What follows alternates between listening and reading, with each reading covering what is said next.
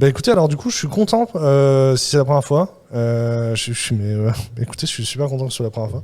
Oui, sur Canal Rugby Club, sinon. Ça passe, ça passe presque, mais ouais, je me suis blessé au rugby quand j'étais jeune. Bon, alors, moi je suis là pour vous parler de bonheur au travail. J'ai envie que vous soyez heureux au travail, j'ai envie que vous ayez une carrière de développeur épanouie. Et alors du coup, pour ceux qui ne me connaissent pas, je vais vous parler un petit peu de ce que je fais. Du coup, je suis avant tout le dirigeant de willofdev.com, donc c'est un job board. C'est le job board le plus visité par des développeurs en France. Donc il y a 250 000 développeurs qui nous ont visité l'an dernier. Et en ce moment, il faut vous dire qu'il y a environ 1500 candidats qui s'inscrivent chaque mois. Il y en a 250 qui trouvent un job sur We Love Devs. Il y en a d'autres qui trouvent des jobs en dehors de We Love Devs aussi. Voilà. Donne les grandes. Voilà. Les grandes. Alors, si tu as déjà parlé à quelqu'un de chez We Love Devs, tu as sûrement dû parler à Martin Luton, qui propose des calls très régulièrement. Deslove, ta tête me dit un truc, oui. Ça fait plaisir.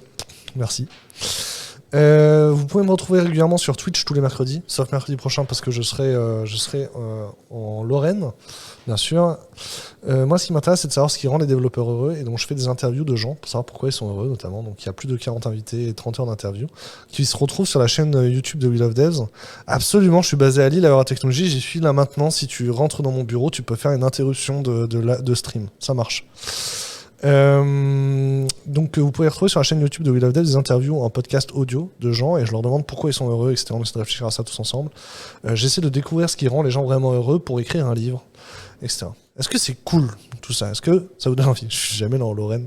Tiens, bah moi je suis né à Sarreguemines en Lorraine. En vrai c'est pas ouf, hein, mais il y a de la forêt, c'est cool. Et ouais, tu m'as vu avec Jerry dans les bières. Ça fait 5 ans qu'on parle de bonheur aux développeurs. Et là, c'est une vidéo qui date de 2017. Je donnais une conférence au Web Today à Nantes. Dakar, c'est cool. Je donnais une conférence qui s'appelait 10 méthodes pour rendre heureux les développeurs. La 7e va vous étonner. Et en fait, moi, je suis frustré parce que j'ai l'impression que ça fait 5 ans donc, qu'on cherche, mais on n'a pas trouvé. Parce que la question, en fait, elle n'est pas simple.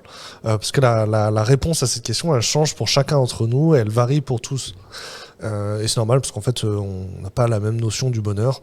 S'il y avait une façon simple de trouver le bonheur, en vrai la vie serait beaucoup plus chiante, parce qu'en fait à 20 ans tu aurais trouvé ce qui te rend heureux, tu serais heureux, et puis après tu n'aurais plus rien à faire à part kiffer. Donc voilà, il faut qu'on galère un petit peu pour mériter ce bonheur. Hop, on l'aura trouvé, on aura fait le tour du sujet le jour où on aura pu écrire ce bouquin que je rêve d'écrire. Et je pense que les invités, toutes les lives et toutes les réponses à l'enquête que vous faites nous permettent d'écrire ce livre-là. Le souci qui nous aide, en 2017, tu débutais la programmation, c'est pas mal. Moi, j'ai appris à coder en 2001. Et à l'époque, il n'y avait pas les vidéos de Graven sur YouTube. Du coup, j'ai galéré avec des bouquins à acheter dans les bibliothèques. C'était vraiment l'enfer. S'il y avait Graven aujourd'hui, je passerais des heures sur YouTube à apprendre à coder. Enfin, s'il y avait de Graven en 2001. Alors, le triangle d'or du recrutement, en fait, c'est le seul, un petit peu, c'est un petit peu le seul framework qui existait avant qu'on s'intéresse au sujet. Les gens, ils sont heureux parce qu'ils ont un job intéressant. Qu'est-ce que ça veut dire un job intéressant? Parce qu'ils sont bien payés et parce que le job il est au bon endroit pour eux. Voilà. Alors les gens qui sont dans les extrêmes, les recruteurs que j'ai rencontrés, ils m'ont dit les gens, Money, c'est vraiment des gens, pour 2 cas ils changent de job. Ils ont des fuck you number en termes de chiffres, etc. Location, c'est des gens, tu vas voir sur leur photo de profil LinkedIn, ils ont une photo d'eux en train de faire du kayak dans la forêt, ça c'est sûr, cela tu les fais pas revenir à Paris.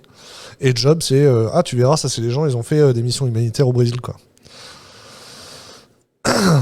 YouTube en 2001, c'était pas très en vogue. C'était un site où les gens mettaient des vidéos claquées, quoi. Il y avait les youtubeurs d'aujourd'hui, à l'époque, ils étaient sur Dailymotion, quoi. Merci, je suis très touché. C'est pour ça qu'on a commencé l'enquête de We Love Devs. On a fait le test de Damien. Et alors j'avais mis un screenshot, mais j'étais venu vous présenter l'an dernier le test de Damien, en fait. J'étais venu le présenter chez vous au niveau pendant la 5 conf, j'ai passé toute une conférence à vous présenter ces 10 questions à se poser quand on a le job pour savoir si on est heureux ou pas. Alors, chouette de la Réunion, tu sais qu'on a un de nos collègues qui vit à la Réunion. Il est à Zora Island, à ce qui paraît. C'est comme ça qu'on appelle l'endroit où il habite. Et c'est celui en haut à gauche, tu vois. Est-ce que je satisfais la localisation de mon job? Voilà, lui il est localisé à Zora Island. Ces questions, elles sont 10, d'accord? Et elles ont permis en fait de mener une enquête et de faire en sorte de vous laisser parler. Ça Gilles. Ouais, c'est ça. Qu'est-ce que j'allais dire?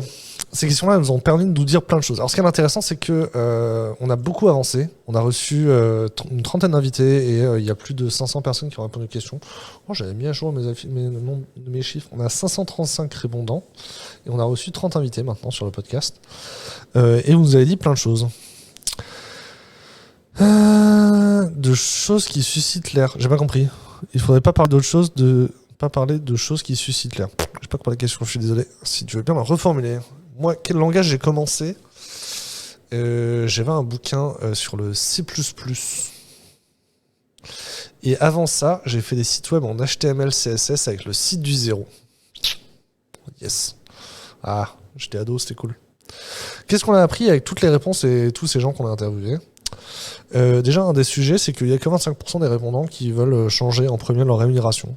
Le truc le plus important, c'est les moyens de faire de la qualité. En fait, au-delà de ça, même les gens qui ont une rémunération suffisante, ce qu'ils aimeraient bien, c'est pouvoir faire du code de meilleure qualité ou avoir plus de moyens pour faire du code de qualité. Parce qu'en fait, vous allez voir que, alors, dans la vie, j'avais le bouquin du site du zéro, ouais. Là, c'est vrai que le site du zéro, c'était, ouais, c'est ça. Hein. J'ai un Discord, le Discord de We Love Devs. Cherchez-moi dans Discord de Graven et vous pouvez rajouter un ami, je vous amènerai sur le bon Discord. Mais pourquoi tes messages sont zappés? Je sais pas, mais je réponds à un message sur 5, hein, sauf à revenir. Mais je les vois, tes messages. Bref, l'emplacement du job vous rend heureux, il est important, et on va parler de télétravail aujourd'hui. Il y a les projets de carrière, il y a le projet de carrière qui est important, l'impact du code. Tout ça, c'est des sujets qu'on va aborder aujourd'hui. Est-ce que c'est cool? Est-ce que vous êtes patate? Parce que là, je suis en train de voir le live, il est à 7 heures de live quand même. Tu peux nous apprendre à coder une application? Non, c'est mort, je ne apprends pas à coder une application. Et franchement, depuis 2 jours, vous avez des lives de ouf sur la chaîne de Grave. Il y a des gens qui vous font coder des trucs de malade. Moi, je suis à fond, hein, je suis impressionné des gens qui arrivent à tenir 1 heure de live, on fait une application ensemble. Je trouve ça impressionnant. Moi, je suis là pour juste vous dire, voilà, posez-vous les bonnes questions, essayez de définir ce qui vous rendra heureux dans votre vie. Et puis surtout, là c'est important parce que j'imagine qu'il y en a beaucoup d'entre vous qui sont un peu au début de leur vie professionnelle ou en amont de leur vie professionnelle. Dites-vous qu'il n'y a pas de bon moment pour apprendre, pour essayer de définir ce qui vous rendra heureux. Jerry vous a parlé du fait de trouver du taf, etc. Et moi je suis convaincu qu'en fait les entreprises elles recrutent des gens qui vont être heureux dans leurs entreprises. Et c'est une conviction qu'il y a derrière We Love Devs, et c'est une conviction qu'il y a derrière tout ce qu'on fait depuis 5 ans ici au bureau. C'est que du coup, si vous savez, vous, ce que vous attendez de votre job, l'entreprise, elle va être sûre qu'elle peut s'engager avec vous dans la durée. Ouais, et moi, par exemple, en tant que patron, il y a un candidat que j'ai rencontré récemment. Voilà, le bonhomme avait fait des trucs mais 15 fois mieux que ce qu'on fait chez nous dans des boîtes plus grosses, etc. C'était pour la réalisation de vidéos, etc. Et clairement, il a vu des jobs qui étaient 4 fois mieux payés que le salaire qu'on proposait pour ce poste-là. Bah, je me suis dit qu'en fait, ouais, ok, en fait, il cherche ça va être un job alimentaire pour lui de bosser chez nous. Il va rester 6 mois, mais dès qu'il trouve quelque chose de mieux, il s'en va et nous on recrute. Donc voilà, posez-vous des bonnes questions. Je dors, ok, cool. Posez-vous des bonnes questions. Il n'y a pas de moment pour commencer à être heureux. C'est parti. Le premier sujet, c'est la bienveillance. Moi, je voulais l'aborder en premier parce que il est le dernier dans les sondages. Ici, vous voyez la bienveillance, il est 8e, c'est 17 personnes sur 400. Et pourtant, dans les interviews, quand on leur demande, voilà, c'est quoi? Salut, Farine. Les questions programmées, est-ce que tu vas mettre les rediffs? Yes, les rediffs vont arriver à partir de demain ou vendredi. Quelle idée on utilisait dans les années 2000? J'ai utilisé beaucoup CodeBlocks et DevCpp. Et pour faire du web, on faisait du Dreamweaver avec Macromedia MX. C'était bien. Putain, vous me prenez pour un archéodev, là. Je vais passer pour un vieux encore. Si, elles arrivent, mais parce qu'il faut qu'il fasse du montage, Graven. Il faut qu'il découpe tout. Ah, il a du taf. C'est sur la chaîne de la 5conf, ouais. La bienveillance, c'est être doux avec les gens. Voilà, ça, on est dur avec le code, on est exigeant avec le code, mais on est doux avec les gens. Et il faut qu'on arrive à mettre un environnement où c'est ok de faire des erreurs. Vous allez voir, en fait, tout le monde est plus heureux quand c'est ok de faire des erreurs. Vous avez envie de travailler dans un environnement où on peut tenter des choses et on va pas se faire flamber dès qu'on fait une erreur. Est-ce que c'est cool? Et j'ai envie de vous proposer d'aller au-delà de ça. C'est un environnement où vous pouvez demander de l'aide facilement. faire des erreurs, tenter des choses, c'est un sujet. Mais si vous n'êtes pas à l'aise pour demander de l'aide aux autres, c'est que l'environnement il n'est pas assez bienveillant. Mais alors vous allez voir, c'est pas qu'une question de l'environnement, hein, c'est pas que les autres qui sont sur le sujet. C'est 2004 Macromédia? Ah, je sais pas. Du coup, je vous recommande d'apprendre la bienveillance, d'apprendre la communication non violente. Il y a un livre qui traite du sujet, mais de manière générale, en fait, en vrai, dans notre vie professionnelle, on n'a pas besoin d'être violent dans notre façon de s'exprimer. Et moins on l'est, moins notre entourage l'est. Faut faire attention au jugement de valeur. Moi, j'ai appris ça à l'école et je me rends compte aujourd'hui que tout le monde le fait pas forcément. Mais faire attention au jugement de valeur. Par exemple, votre collègue ne sait pas faire une PR ou il n'a pas bien fait sa PR, plutôt que de dire incroyable, t'es pas capable de faire une PR, t'es un gros loser, dites-lui, hey, est-ce que ça t'intéresse que je te montre comment je fais une pull request en fait? Voilà. Est-ce que c'est cool? Est-ce que vous aimez aider les autres? Il a un spam. Bienveillance, apprendre l'art de créer des relations. C'est-à-dire que vous allez voir que vous n'êtes pas forcément à l'aise pour demander de l'aide spontanément. C'est pas parce que tu arrives dans une boîte, tac, tu dis voilà, j'ai fait une grosse merde, est-ce que vous pouvez m'aider? C'est pas aussi simple que ça. En fait, il faut d'abord que vous ayez capable. Oui, j'ai participé au Star Weekend Châteauroux. Ouais, c'était moi, ouais. Oui, j'ai fait un Star Weekend à Châteauroux. Et cette année, vous voulez que je revienne, mais je suis pas revenu. La bienveillance, c'est l'arbre. Donc, il faut apprendre à créer des relations. Parce qu'en fait, c'est pas aussi simple que ça. Vous arrivez et pouf, vous pouvez demander de l'aide. C'est parce qu'en fait, vous allez d'abord avoir besoin de créer une relation avec les gens autour de vous. Et après, vous serez capable de leur demander de l'aide. D'accord? Et autant c'est pas inné pour soi, autant c'est pas inné pour les autres. Donc, faut tout ce qu'on apprenne un petit peu à créer du lien. D'accord? C'est un schéma qui est proposé dans un bouquin qui s'appelle Radical Candor, qui existe en français d'ailleurs, qui a été traduit. Vous voulez vivre dans un endroit où les gens vous font du feedback directement, d'accord? Parce que faire du feedback c'est bien. Et vous voulez aussi établir le fait que les gens vous aiment bien. C'est le care personnel, c'est l'axe vertical. Parce que si vous avez un patron qui vous fait ou un manager ou un collègue qui vous fait du feedback tout le temps, mais qui n'est pas bienveillant envers vous, bon, c'est ce qu'on appelle un gros connard en français. Et il y a beaucoup de gens qui sont plus à l'aise avec le fait de bosser pour un gros connard en fait, parce que au moins on sait quand le travail est mal fait. Mais ce que vous voulez, c'est qu'en plus il y a une notion de care personali, c'est-à-dire on vous pose. Voilà, on n'est pas obligé d'aller dans la vie perso nécessairement, mais qu'on aille un petit peu plus loin que la vie pro, voilà, pour établir le fait que on veut les uns les autres que les autres soient un peu plus heureux, quoi. Sans rien attendre en retour, aujourd'hui j'entends la même chose de mes collègues. Mais oui, aidez les autres, aidez les autres. D'accord, Louis. D'accord.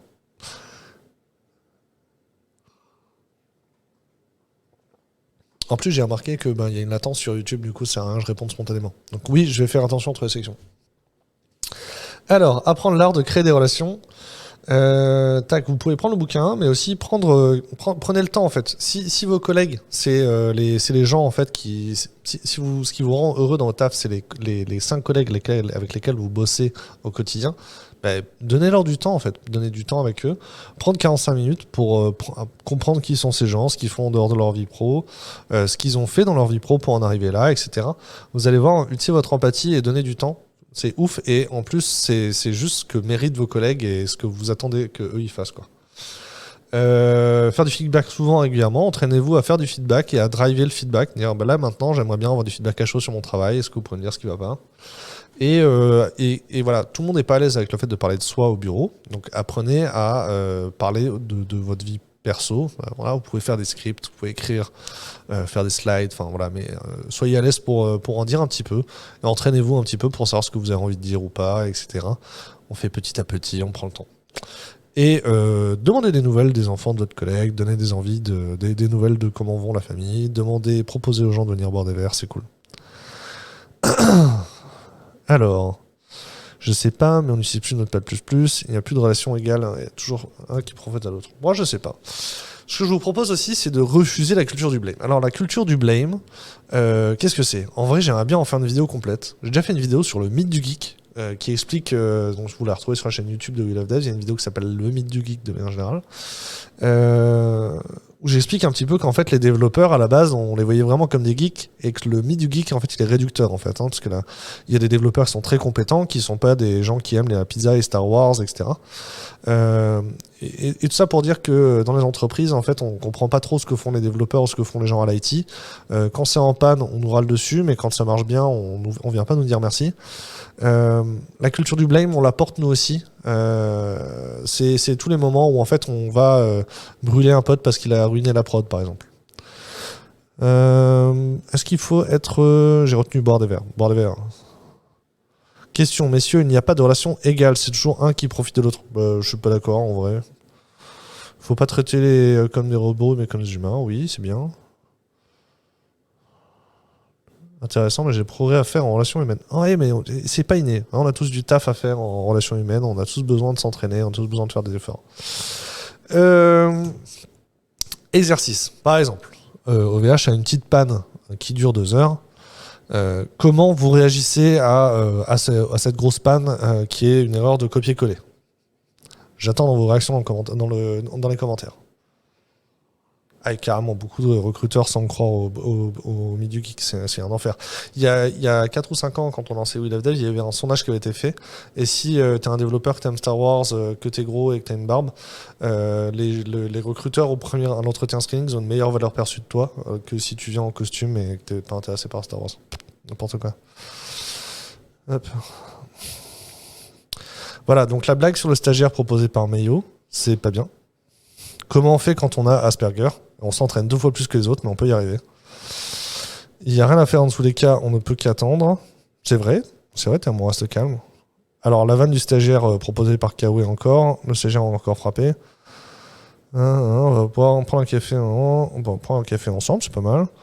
Qui n'a pas fait d'erreur de copier-coller dans sa vie, c'est bien. Il n'y a rien à faire, c'est cool. Ils sont nazes, oh mon dieu, brûlons-les. Oui, ça c'est nul. Mais c'est un exemple de blame. Très bien. Il avait compris, il a fait à l'envers l'exercice. Pauvre gars qui a foiré la manip. Message de soutien aux équipes en galère. C'est pas mal. Donc oui, les bonnes réponses étaient donc, on envoie de la force aux NetOps chez OVH qui sont en train de galérer et qui ont fermé.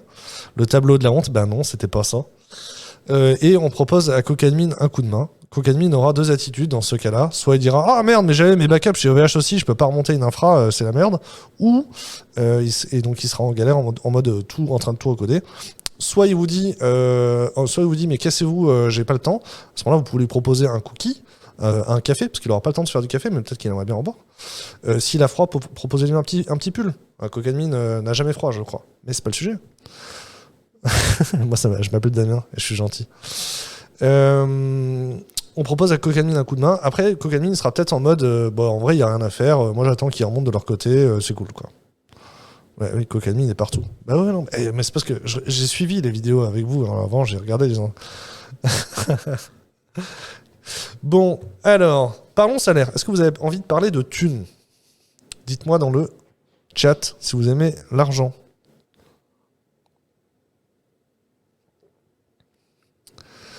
Ouais, vous êtes Gucci. Hein. Gucci gang. Alors, dans les répondants à l'enquête, quand ça va pas, on n'en parle pas. Hein. Voilà. Qu'est-ce que j'allais dire en termes de salaire? Les répondants à l'enquête, en moyenne, ils gagnent 50K brut. Est-ce que vous savez pourquoi? Enfin, vous savez ce que ça veut dire? Parce qu'en fait, le salaire moyen de l'enquête, il est particulièrement haut.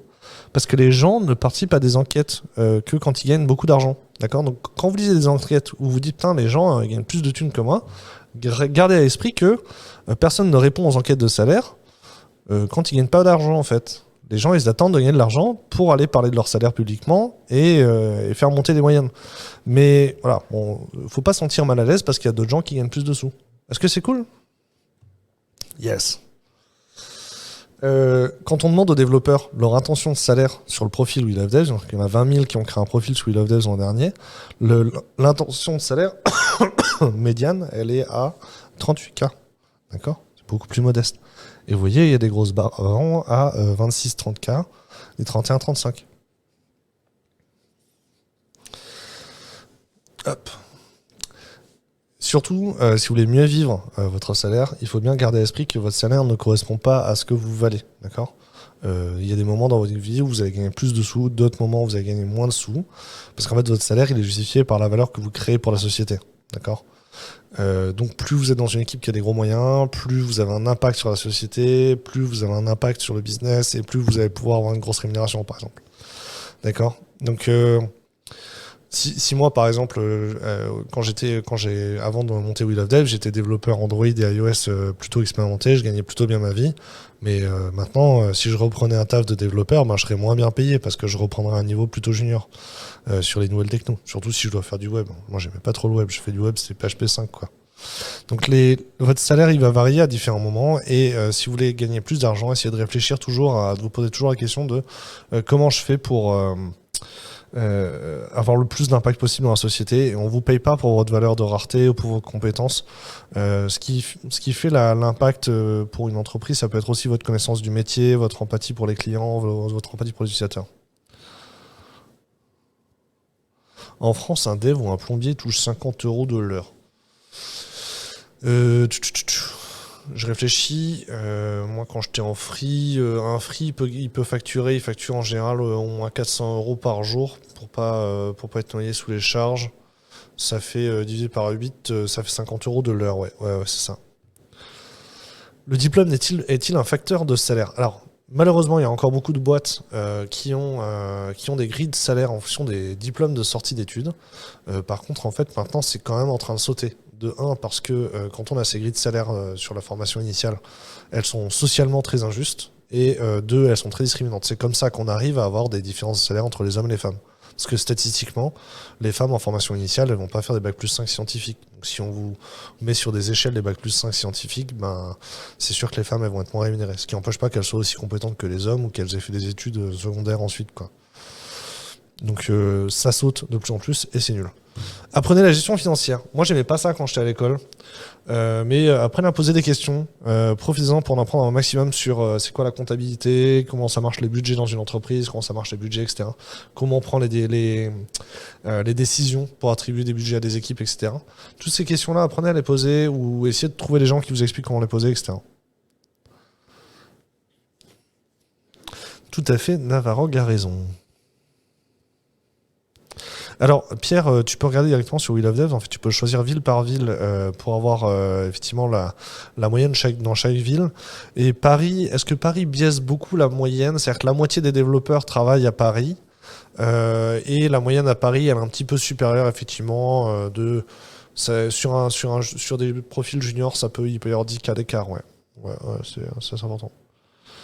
Ne jamais demander de l'aide pour paraître fort et avoir ce sentiment heureux, tu n'es pas d'accord? Absolument, je suis absolument pas d'accord. Moi, je suis une personne qui a besoin de toujours avoir raison. Je suis un soi fort, on dit en analyse transactionnelle. Et je peux vous dire que je l'ai regretté toute ma vie, en fait, hein. Franchement, c'est nul. Un dev junior, c'est un développeur qui n'a pas une expérience significative et on n'est pas sûr qu'il va pas foirer le projet. Alors, ce que vous avez dit dans l'enquête sur la gouvernance IT, en fait, dans l'enquête, vous dites par exemple, pour l'instant, on est stratégique, mais on externalise de plus en plus. Les devs partent ailleurs et comme il n'y a pas de remplaçant, on a une boîte de prestat qui remplace. Donc, le fait qu'il y ait de l'externalisation dans une DSI, c'est perçu comme un manque de considération pour les développeurs. Il y a encore 3 ans, on était plutôt sur une dévalorisation des devs, mais grâce à l'arrivée d'un nouveau DSI, nous avons pu revoir notre stratégie de make or buy et donc revaloriser le développement. Le make or buy, est-ce que vous voyez ce que ça veut dire? On est remplaçable, on cherche à nous faire partir pour nous remplacer par de la sous-traitance. Voilà, ça c'est toujours vu comme ça. En fait, ce qui se passe, c'est que dans la majorité des entreprises, la stratégie IT, elle est pas claire, d'accord? Ce qu'on appelle la gouvernance IT, c'est pas clair. Parce que par exemple, si votre DSI il expliquait simplement, les projets à faible valeur ajoutée, on va plutôt les externaliser vers une ESN, un centre de service, pour que les développeurs en interne se concentrent sur les projets les plus importants pour la société, quoi. Du coup, on aurait moins l'impression d'être dévalorisé quand les projets partent en externe. Et expliquer le make or buy. Tu vois, par exemple, j'ai rencontré des DSI qui disaient moi, je vais acheter un tiers de mon logiciel, je vais faire un tiers du logiciel et l'autre tiers du logiciel, ça n'a aucun sens. On va l'externaliser, c'est ça. On va faire un tiers en interne et l'autre tiers, on va le faire en externe. Voilà, c'est une stratégie qui est claire, tac, et ça explique quand est-ce qu'on achète, quand est-ce qu'on fait nous-mêmes. Jamais rencontré de soudeur junior ou de boulanger junior. Il y a des boulangers juniors, ça s'appelle l'apprentissage. Si vous savez pas ce que c'est une ESN, par exemple, j'ai fait une vidéo qui explique c'est quoi une ESN. La moitié des développeurs aujourd'hui, ils bossent en ESN en France. Faut vraiment comprendre comment ça marche les entreprises de services, c'est important. Je suis en train de lire, genre, est-ce que c'est possible de commencer à travailler en étant junior ou en formation et comment? Eh bien, l'apprentissage, faut bien vous rendre compte qu'en ce moment, trouver un contrat d'apprentissage, trouver un contrat d'apprentissage, ça a toujours été dur, mais en ce moment, c'est plus facile de trouver un contrat d'apprentissage que de trouver un contrat de travail en tant que junior. Ce qui n'était pas le cas avant le Covid. La gouvernance IT, eh ben, apprenez-la. Voilà, et je vous recommande ce livre, si vous voulez lire des livres. The Adventure of an IT Leader, qui est un roman en fait, c'est assez intéressant à lire. Franchement, cherchez We Love Devs dans la recherche YouTube, je ne reprends pas de lien. Les moyens aka de faire la qualité. Alors ça, c'est assez intéressant parce que en fait, j'ai voyagé. J'ai fait un interrail récemment, il y a 2-3 ans. Et il y a un moment, donc j'étais perdu dans des auberges de jeunesse. Et j'étais dans une auberge de jeunesse à Milan. Et je discutais avec un gars qui était type avec on va dire une ethnie jamaïcaine. Donc il était anglais, hein, il vivait en Angleterre. Et c'était un artisan qui refaisait des fenêtres style victorienne, des fenêtres baïonnettes là comme ça. Et il m'a dit You are only as good as your last job. Et pour les coiffeurs, ça se traduit en vous êtes toujours aussi bon que votre dernière coupe de cheveux. Je me dis que ça s'applique aussi aux développeurs. Vous allez voir, en fait, genre par exemple, moi je suis arrivé dans une boîte, on m'a dit le code qu'on essayait le code c'est de la merde parce que les développeurs qui avaient avant c'était des mauvais. Et puis en fait, après 6 mois de projet, qui était géré comme d'habitude dans cette boîte-là, le code c'était encore de nouveau de la merde. Et du coup, je pense que les gens qui sont arrivés après moi, du coup, on leur a dit le code c'est de la merde parce que les développeurs étaient mauvais. Vous allez voir, en fait, genre, on vous manquez de moyens, du coup, votre code, il est claqué, et du coup, on dit que vous êtes mauvais. Alors qu'en fait, si on vous avait donné le temps de faire le travail correctement, vous auriez fait autrement, et le code, il serait bien, et puis on dirait que vous êtes bon. C'est pénible, non, cette affaire? Alors, les moyens, ça commence par avoir du bon matériel, avoir un bon MacBook pour bosser, ou avoir une tour qui compile vite. Avoir des licences pour les logiciels, c'est chiant de devoir pirater ces logiciels, quoi. Avoir du temps de formation, il y a des entreprises qui mettent à disposition de la formation en ligne pour tous les collaborateurs et ça vous permet de vous former vous-même.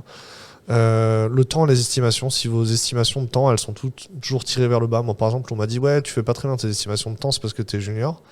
Bah non, c'est juste parce que j'ai pas envie de faire du travail de merde, tu vois, donc mes estimations je les fais toujours plus vers le haut. La CI/CD, automatisez vos déploiements, automatisez votre intégration continue. Apprenez à le faire parce que en fait ça c'est vraiment des outils. Vous allez voir quand vous les avez pas, ils vous manquent. C'est vraiment un indicateur de professionnalisme et de moyens pour faire du bon travail. C'est vrai, Nuke, Toto, tu as raison. Je ne devrais pas dire qu'on a besoin d'un bon MacBook pour bosser. C'est particulièrement faux. En plus, depuis les MacBooks avec des claviers papillons pétés. Le TDD et la qualité, bien sûr. Apprenez à tester votre code. Franchement, vous n'avez peut-être pas besoin de tester votre code maintenant. D'accord, le code que vous avez, il marche peut-être sans test. Votre projet, il a peut-être pas besoin d'être testé. Mais demain, vous voudrez bosser dans une boîte qui exige qui a des moyens. Et en général, quand une boîte elle a des moyens de faire du logiciel de qualité, elle met des tests dessus. Et du coup, elle recrute que des gens qui savent déjà tester. Donc apprenez à tester. Au pire, vous aurez des jobs où les gens y testent et vous serez plus heureux. Le test, c'est la vie.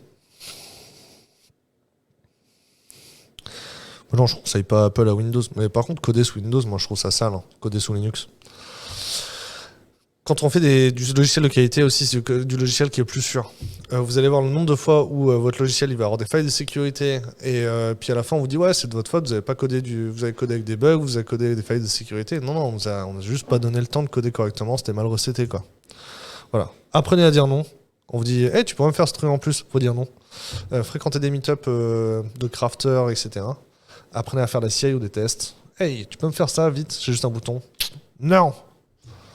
Tester, c'est douter. Le télétravail rend-il heureux les gens? En tout cas, ce qui est bien, c'est qu'aujourd'hui, le télétravail, il y a vraiment 5 nuances de grey. Là, donc tout le monde va plus ou moins au télétravail, plus ou moins tout le temps. Et on a demandé à nos clients s'ils revenaient au télétravail. Et la bonne nouvelle, c'est que le télétravail... alors la question, c'est 2 jours par semaine, 2 jours par semaine à la maison. C'est devenu vraiment le minimum. Il y a très peu de boîtes, on exige aux gens d'être 5 jours par semaine en entreprise. Souvent, c'est 3 jours par semaine en entreprise pour la MOA et 2 jours par semaine en entreprise pour la MOE.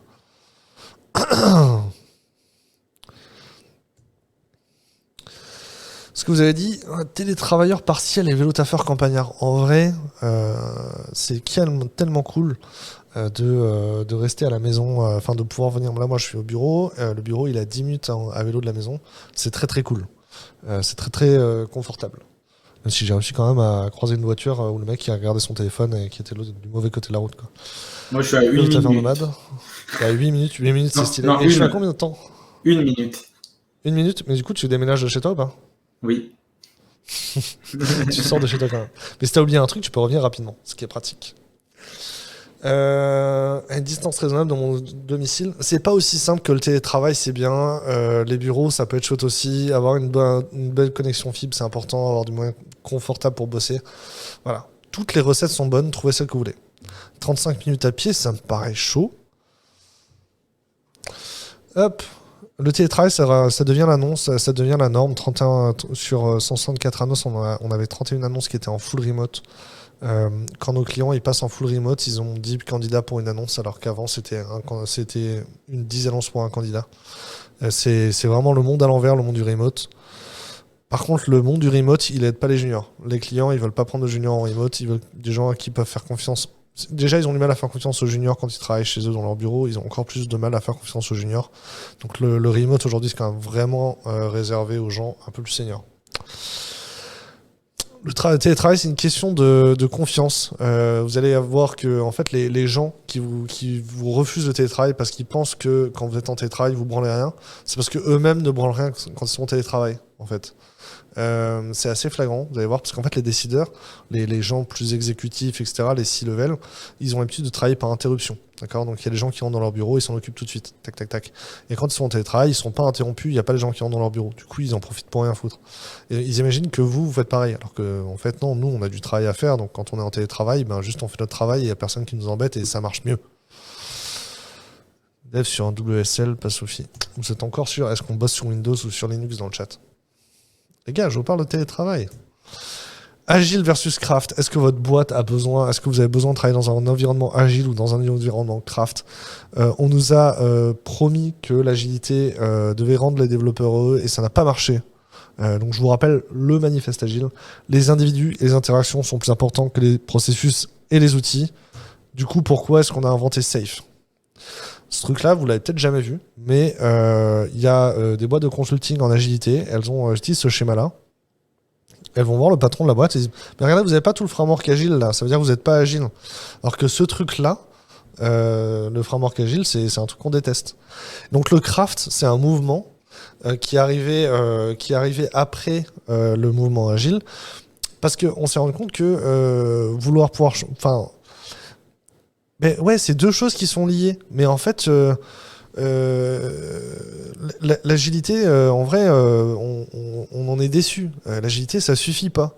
Et donc, parler d'agilité, dire bah, mon entreprise, je voudrais qu'elle soit plus agile ou j'ai envie de bosser dans une boîte plus agile, bah, c'est pas suffisant et c'est pas le sujet. Le craftsmanship, c'est aller plus loin. Et donc, oui, j'ai envie de les opposer. Le craftsman est là pour enterrer l'agile, quoi. Et l'agile à la papa, où on fait des diagrammes à la con comme ça, ben ça, faut l'enterrer. Et maintenant, il faut parler de craft et considérer le craft, les logiciels bien conçus, l'ajout constant de valeur, une communauté de professionnels. Si on est une communauté de professionnels, au-delà des individus, des interactions, et qu'on est une communauté de professionnels, à quel moment c'est devenu normal qu'on développe la culture du blame? On veut vraiment, voilà, tous les gens qui contribuent à faire un logiciel dans l'entreprise ou à faire des logiciels de qualité, vous voulez être bienveillant envers eux, vous voulez tirer le niveau vers le haut, le niveau des pratiques vers le haut, pour créer plus de valeur pour les utilisateurs finaux. C'est ça le craft en simple.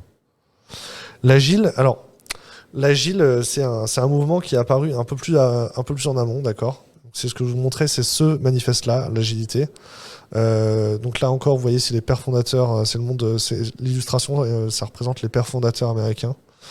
L'agile, c'est apparu à une époque où on se rend compte que 70% des logiciels, des projets informatiques étaient un échec, et principalement parce que en fait, ils apportaient pas de valeur aux utilisateurs finaux, d'accord? Parce qu'en fait, il y a des gens qui font un gros cahier des charges, et ensuite on fait un gros cycle en V, et à la fin, on réalise un truc qui correspond au cahier des charges, mais dont personne n'en a rien à branler en fait. Et l'agilité, c'est arrêter. On a dit, on arrête de dire ça. On va faire Il y a des gens beaucoup mieux en termes de craftsmanship à follower. Moi, je vous recommande de suivre Artisan Développeur sur YouTube. Vous allez voir, il est quand même beaucoup plus inclusif que la personne citée là en commentaire.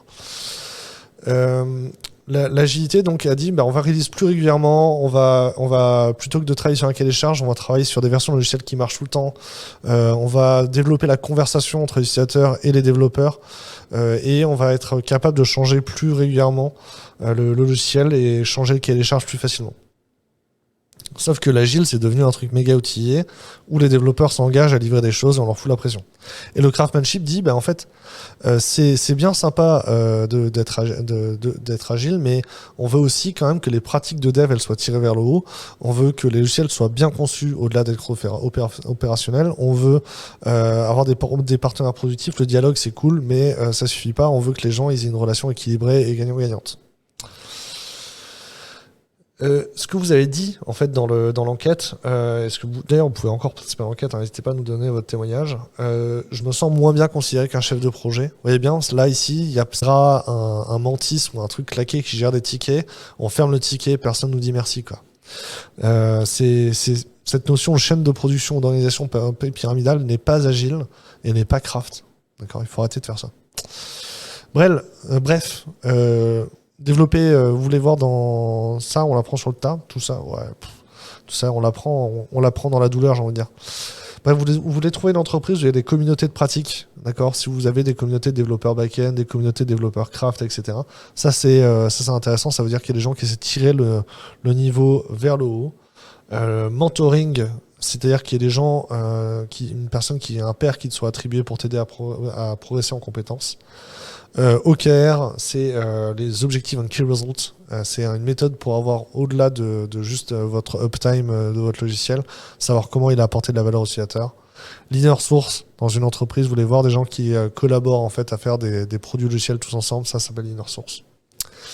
Et vous, qu'est-ce qui vous rendrait heureux? Dites-moi dans le chat rapidement. Est-ce qu'il y a des sujets que j'ai pas abordés? Qu'est-ce que vous retenez de ce que j'ai dit?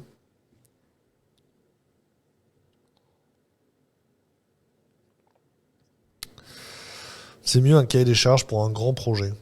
Ça, c'est intéressant parce qu'il y a des développeurs qui vont dire un cahier des charges, c'est mieux. Je préfère un bon cahier des charges qu'un cahier des charges qui est claqué et où le client il change d'avis un peu tout le temps.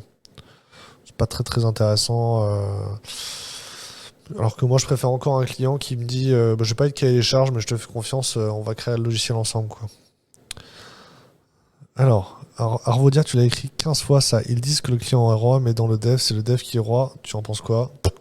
Personne n'est roi. On est là pour faire des logiciels qui aident les gens à améliorer leur vie, leur métier.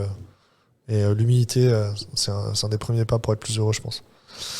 JavaScript Academy nous dit full remote digital nomade. Si c'est ça le style de vie que tu as choisi et qui te rend heureux, continue comme ça.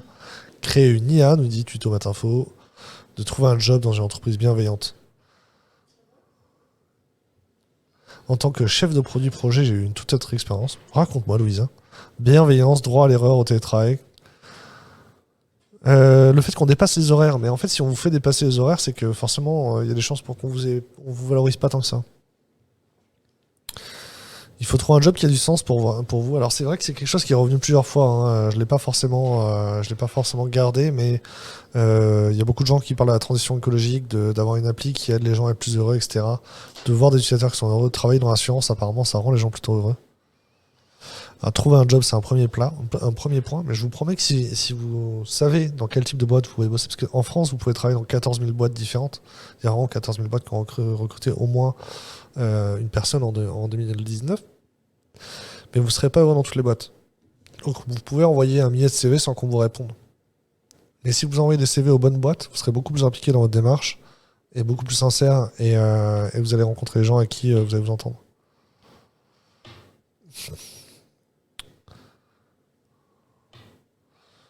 Tu t'enfermes dans une grotte et tu shippes le logiciel à la fin, c'est top. Ouais, c'est top, mais en fait, le problème, c'est que les gens, tant qu'ils n'ont pas vu le logiciel, ils savaient pas vraiment ce qu'ils voulaient. Et c'est ça que l'agile dit, c'est que tu fais un cahier des charges hyper complet, etc. Tu t'enfermes dans une grotte et tu shippes le logiciel à la fin, mais en fait, à la fin, le logiciel, il correspondait pas, il résout pas le problème du client. Donc, il faut pas faire confiance au cahier des charges. Alors, est-ce qu'on est heureux en SS2I? C'est intéressant, ça, comme question. Moi, je pense qu'on peut être heureux en ESN. Dans les ESN, il y a quand même beaucoup de parcours RH où c'est-à-dire que les RH qui est dans les ESN, elles ont l'habitude d'accompagner les développeurs pour qu'ils soient plus compétents, pour qu'ils développent leur expertise, etc. Et ce qui est très difficile dans notre métier, c'est d'avoir suffisamment de considération professionnelle pour qu'on donne les moyens de faire du logiciel de qualité et avoir plus de considération professionnelle. Et les ESN, c'est un chemin qui te permet d'avoir ça. Donc, ouais, quand tu es expert en ESN, c'est cool. Ouais, t'es heureux quand ton client il aime ton travail ou quand les gens à la fin aiment ton travail, donc ça c'est cool. Non, on se voit reprocher la surqualité des développements. Pourquoi? Dans beaucoup d'entreprises, on se voit reprocher. Mais je pense qu'en fait, il faut justement éviter cet effet tunnel, cet effet grotte. Faire du logiciel de méga qualité. Tu vois, par exemple, j'ai vu des gens qui voulaient monter une startup avant d'être allés voir les gens les utilisateurs finaux. Ils étaient déjà en train de monter des trucs Kubernetes. Faut pas jouer avec des technos juste pour jouer. On est là pour aider, les gens et il faut aller voir ces gens-là avant, quoi. Un truc qui rend heureux, avoir des retours sur la candidature, même négatifs, on se sent plus humain. C'est vrai. N'hésite pas non plus à relancer pour avoir des réponses. Franchement, tant qu'on vous a pas dit non, c'est que c'est pas non. Et Onboard dit, en tout cas, content que des boîtes comme We Love Dev existent, c'est un bon lien entre les devs et les boîtes. Merci. Du code plus en bloc, tu veux dire du code plus modulaire, je sais pas. Puis c'est cool que les gens comme vous s'intéressent à l'aspect le plus philosophique des choses. Ouais, je suis là pour faire du développement perso et vous aider à réfléchir. Les boss charger les devs et s'ils ne développent pas normal, c'est abusif. Ouais, non, complètement, ça arrive super. Ouais, la culture du blame, on la voit arriver super vite. Mais moi, j'ai déjà rencontré des dirigeants de SS2I qui savent pas faire autrement que la culture du blame. C'est genre, ils boxent comme ça depuis 40 ans. Et tu leur dis, et si vous appreniez le TDD et le craft à vos développeurs, vous pourriez les facturer beaucoup plus cher et vous seriez mieux perçu, vous aurez le meilleur aperçu de vos clients. Le no-code, il y a pendant un moment, on disait que WordPress allait mettre au chômage tous les développeurs web, et le no-code, c'est juste la suite de ça.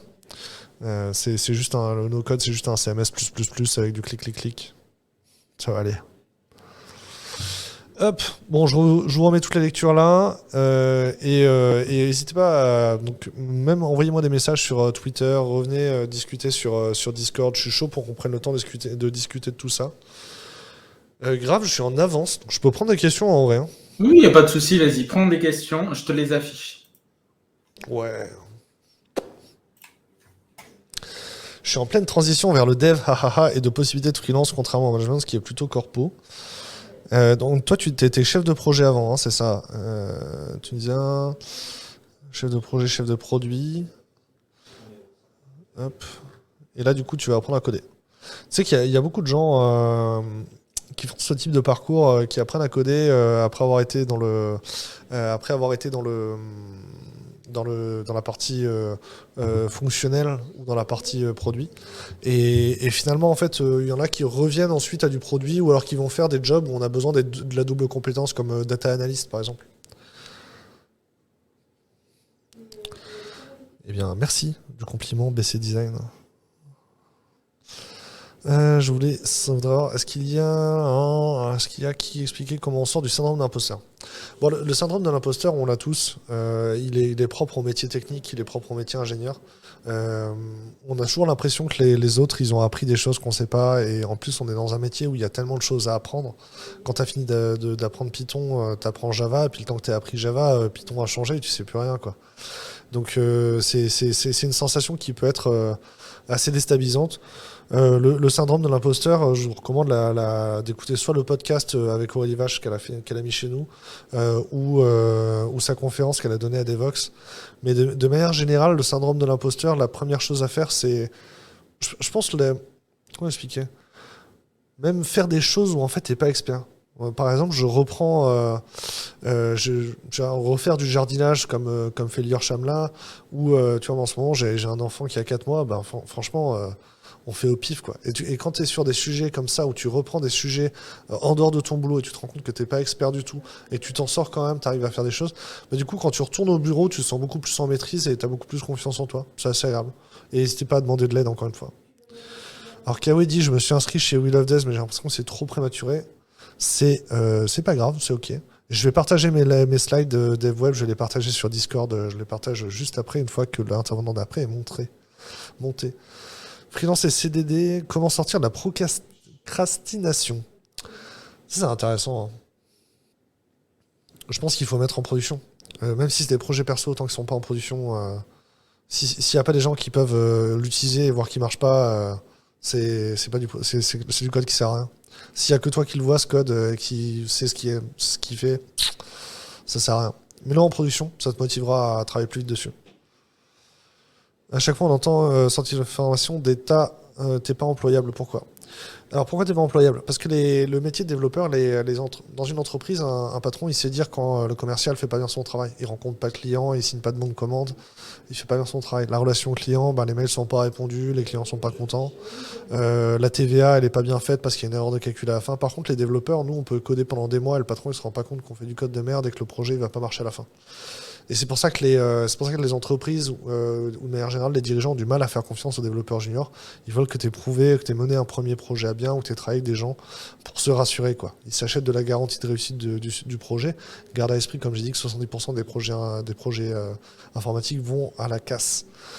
Donc, ouais. Quel moment on peut prétendre à des contrats développeurs en tant qu'autodidacte? En fait, c'est bien, ça c'est intéressant parce que alors, même de faire du freelance, tu vois, par exemple, nous ça nous est arrivé de travailler avec un intégrateur web qui était super cool. On a regardé son travail, on a travaillé avec lui, il était bien. Puis après, il nous a dit non, mais moi en fait, j'étais infirmier il y a 6 mois, je suis complètement autodidacte. Ouais, mais son travail il est bien. Je m'en fous qu'il ait pas fait une formation et qu'il soit pas ingénieur en fait, tant que le travail, le résultat est là. Donc, en vrai, si le client vous a fait confiance, il a signé le bon de commande. Maintenant, vous trouvez une solution pour le livrer. Ça va bien se passer. Comment on reconnaît une bonne boîte? Eh bien, il y a tout plein de choses, hein. Une bonne boîte pour toi et une bonne boîte pour les autres, c'est pas la même chose. Mais franchement, ça se voit si les gens sont heureux dans la boîte. Ça se fait d'aller poser des questions quand t'es en entretien, tu vois si les gens sont heureux. Si c'est agréable les entretiens avec les recruteurs, c'est que c'est une boîte où ce sera agréable de bosser, quoi. Hop. Le burn-out dans le dev, le burn-out, il arrive dans plein de moments, mais souvent quand on est en pression, etc. Le burn-out, la première personne à qui on cache le burn-out, c'est nous-mêmes. Donc ça, faut l'assumer. Faut assumer qu'on est. Tu vois, il y avait quelqu'un tout à l'heure qui disait ouais, moi je préfère avoir l'air intelligent et jamais demander de l'aide, etc. Parce que j'ai pas envie d'être dévalorisé parce que j'ai demandé de l'aide. Ça, c'est encore une fois l'humilité. L'humilité va vous permettre vous d'être plus heureux. Parce que quand vous n'allez pas aller bien, quand vous n'allez pas être bien parce que le projet se passe mal ou plein d'autres choses, si vous n'êtes pas humble et si vous n'êtes pas si vous n'avez pas cette capacité à assumer que vous n'allez pas bien, vous n'allez pas pouvoir demander de l'aide et vous n'allez pas pouvoir sortir du burn-out. Et oui, soyez heureux. Les logiciels sont faits pour aider des humains par des humains qui veulent aider des humains. Et en fait, en vrai, à la fin de la journée, personne ne se lève pour faire du Java. Par contre, les gens se lèvent pour faire du Java qui aide les gens. Très bien, merci beaucoup. Est-ce qu'on peut se cantonner à un langage en particulier? Alors ça, c'est intéressant parce qu'il y a vraiment des parcours d'expertise. Il y a des gens qui vont devenir experts sur Kubernetes et gagner beaucoup d'argent parce qu'ils sont experts sur Kubernetes. Et je vois des boîtes aussi qui valorisent. Donc par exemple, je travaille chez un retailer en ce moment. En fait, les développeurs qui y a chez eux sont très transverses. Ils s'attachent pas aux outils, ils s'attachent pas aux solutions. Ils s'attachent à ce qu'ils connaissent du métier, à ce qu'ils veulent faire ensuite. Donc, ouais, en fait, tout est possible. En vrai, tant que vous apprenez, vous allez apprendre tous les jours, tant que vous continuez d'apprendre des choses tous les jours et que vous avez l'impression que les logiciels que vous créez, ils créent de la valeur pour les utilisateurs finaux, c'est une bonne façon de faire. Merci Cindy. Mais clairement. Et en plus, dites-vous que les employés sont pas forcément toujours sincères en fonction du contexte. Donc ça se fait d'essayer de leur proposer d'aller boire un verre en dehors du bureau ou de les appeler en dehors du bureau pour avoir un vrai feedback. Ouais, approcher les gens sur LinkedIn, ça se fait bien. Les gens ont trop d'ego pour demander, pas juste pour des abrutis. Non, mais c'est clair. Si tu demandes jamais de l'aide, t'as l'air d'avoir la science infuse. Et ce n'est pas vrai. Tu n'as pas la science infuse. Pleine transition vers le dev. Le plus de... Oui. Ouais, voilà, je suis pas sûr de la question, mais si la question c'est est-ce qu'on a plus d'opportunités. Ouais, est-ce que quand on est dev, on a plus d'opportunités à travailler en freelance, c'est ça la question? Hmm. En tout cas, il y a beaucoup de services dans l'IT, donc ça fait que c'est probablement plus facile de faire du freelance, mais il y a des managers en freelance aussi, et donc c'est aussi simple. Faut-il avoir une belle barbe pour être dev? Non, mais moi je garde une belle barbe pour que vous pensiez que je suis un bon dev. Non, sans déconner, il y a des devs qui n'ont pas des bonnes barbes, et ça se passe bien, ne vous inquiétez pas.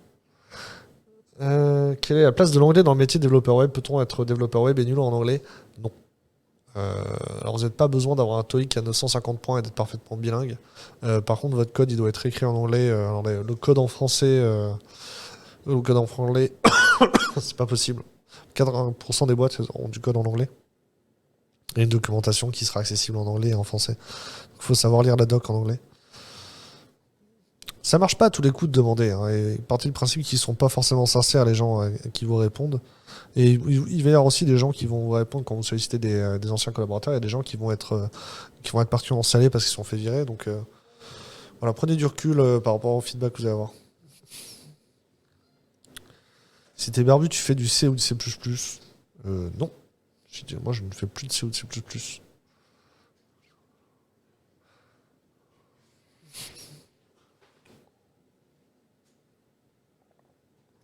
C'était chouette, hein.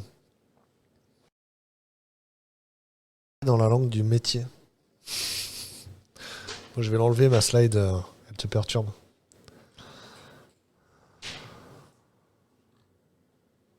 Il était très chaud, Graven. En vrai, ça fait 3 jours qu'il est sur la scène, Grave.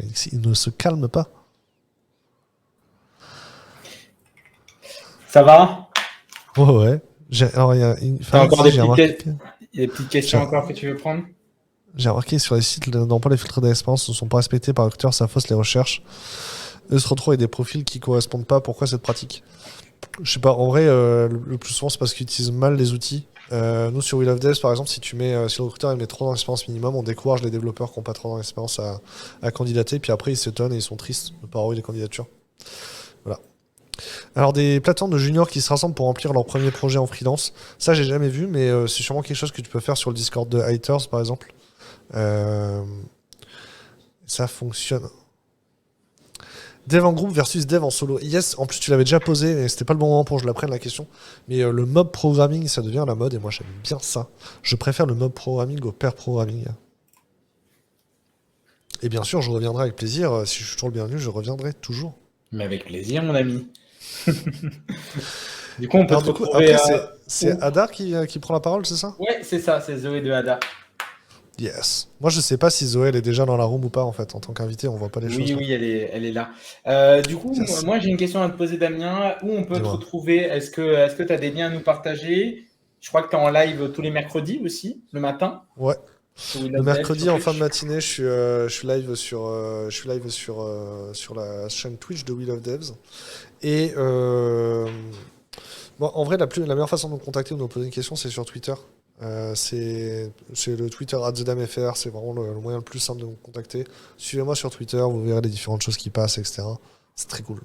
D'accord. Bah, on Twitter. redonnera tous les liens du coup pour la rediffusion. En tout cas, je te Ouais, remercie pour ta participation. C'est un plaisir de t'avoir encore une fois cette année et puis en espérant t'avoir du coup l'année prochaine. Du coup, je te remets un petit peu le lien juste ici pour ceux qui veulent aller voir @thedamsfr. Je te remercie beaucoup, Damien, pour ta à bientôt. participation et puis au plaisir. Je passerai faire un coucou la semaine prochaine sur le petit live de We Love Dev.